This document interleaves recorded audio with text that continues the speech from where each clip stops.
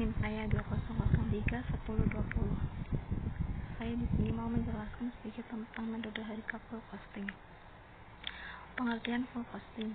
Full costing adalah suatu metode di dalam dunia akuntansi yang menjelaskan bahwa seluruh biaya yang dikeluarkan di dalam proses produksi seperti biaya variabel, biaya tetap, biaya langsung, biaya investasi, dan seluruh biaya yang dimanfaatkan oleh proses produksi dimanfaatkan sebagai indikator penting untuk menghitung total biaya per unit atau harga pokok produksi di dalam suatu kegiatan bisnis.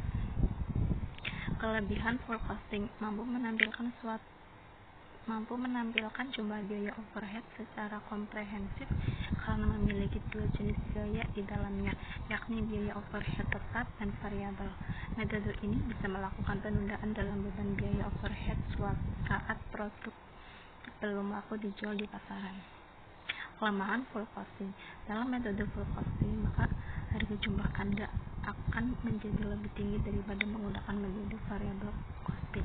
Kenapa? Karena metode full costing mengklaim bahwa konsumen akan mau membayar berapapun agar bisa membeli barang yang memang diinginkannya. Metode ini hanya sesuai digunakan untuk Anda yang bergerak dalam bidang produksi bahan pokok masyarakat pada umumnya. Laporan keuangan full costing. 1. Hasil penjualan, jumlah yang bisa diperoleh oleh perusahaan dari hasil penjualan produk yang dilakukan perusahaan. 2. Harga pokok produksi atau penjualan, harga dasar per unit dari produksi ataupun penjualan suatu barang. 3. Biaya pemasaran variabel, dana yang dikeluarkan guna melakukan pemasaran dari berbagai variabel sebuah produk oleh pihak perusahaan. Laba kotor. Perusahaan bisa memperoleh laba kotor yang berasal dari keuntungan penjualan, tapi belum bisa dikurangi dengan biaya ataupun beban perusahaan.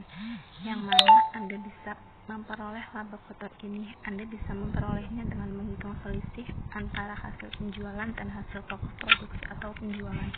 Laba bersih. Laba bersih adalah laba yang diperoleh keuangan dengan cara menghitung adanya selisih antara laba kotor yang sudah diperoleh sebelumnya dengan jumlah total dari biaya pemasaran suatu variabel yang sudah dikalikan dengan unit produk yang terjual, biaya pemasaran tetap, biaya administrasi dan umum variabel, dan juga biaya administrasi dan umum tetap. Cara menghitung harga pokok penjualan atau HPP. Tahap 1. Menghitung biaya bahan baku. Tahap 2. Menghitung biaya produksi. Tahap 3. Menentukan harga pokok produksi. Tahap 4. Menghitung HPP. Contoh perhitungan HPP. PT Pangan Sentosa merupakan perusahaan yang bergerak dalam produksi makanan.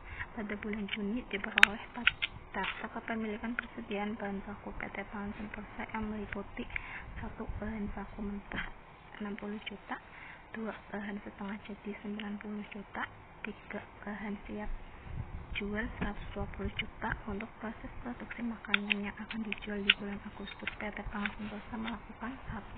Pembelian bahan baku 750 juta, 2. Biaya pengiriman 10 juta, 3. Biaya pemeliharaan bahan baku 9 juta. PT Pangan Sentosa juga memiliki sisa penggunaan bahan-bahan baku pada akhir bulan Juli dengan rincian: 1. Sisa bahan baku 50 juta, 2. Sisa bahan setengah 8 juta, 3. Sisa makanan siap jual 25 juta. Dari data-data di atas dapat dilakukan cara menghitung HPP sebagai berikut. 1. Biaya bahan baku 60 juta ditambah 750 juta ditambah 10 juta dikurangi 50 juta sama dengan 770 juta. 2. Biaya produksi 145 juta ditambah 9 juta, hasilnya 154 juta. 3. Harga pokok produksi sama dengan 154 ditambah 94 juta dikurangi 8 juta, hasilnya 236 juta. HPP 236 juta ditambah 120 juta dikurangi 25 juta, hasilnya 331 juta. Dengan demikian diperoleh harga pokok produksi pada bulan Agustus adalah 236 juta dan harga pokok penjualan HPP adalah 331 juta. Terima kasih.